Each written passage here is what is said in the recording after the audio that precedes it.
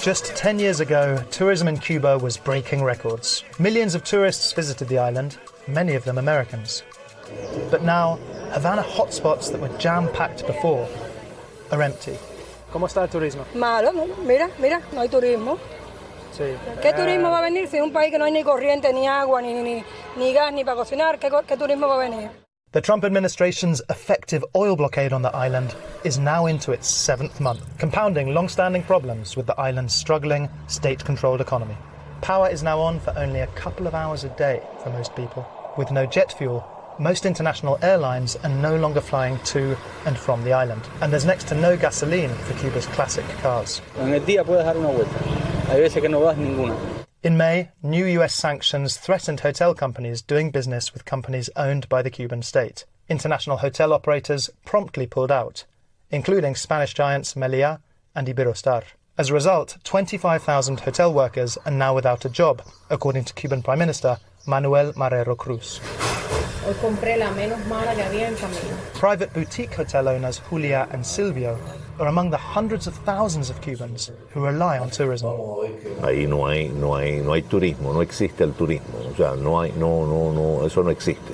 Desde hace mucho tiempo fue bajando y de manera vertiginosa hasta que hemos llegado a cero. The couple say their business is just 20% of what it used to be. With no tourists, they now have to rent out their pool to locals. They have had to fire employees, and they're unsure how much longer they can hold on. This is something that we have been created for over 35 years.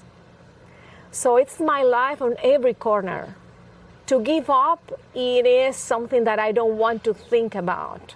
Tourism in Cuba peaked in 2018, when the island welcomed close to 5 million tourists. By last year, that figure was down to just 1.8 million. In the first half of 2026, the island received just 700,000 tourists. That's less than half the number it received over the same period last year.